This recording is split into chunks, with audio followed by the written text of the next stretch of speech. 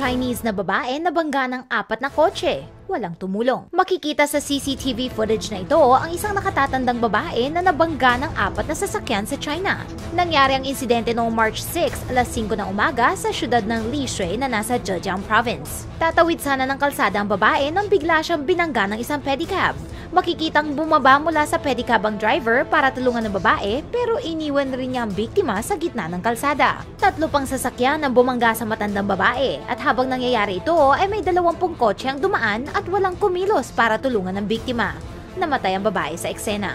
Naaresto na ng pulis ang pedicab driver at iniimbestigahan ng mga otoridad ang 3 hit-and-run drivers. Nagalit ang mga netizens at kinumpara ang mga pangyayari sa isang insidente noong March 2011 kung saan namatay ang isang 2 taong gulang na bata matapos itong sagasaan ng 2 van at hinayaan lang ng 18 taong nakakita sa mga pangyayari sa Guangdong Province.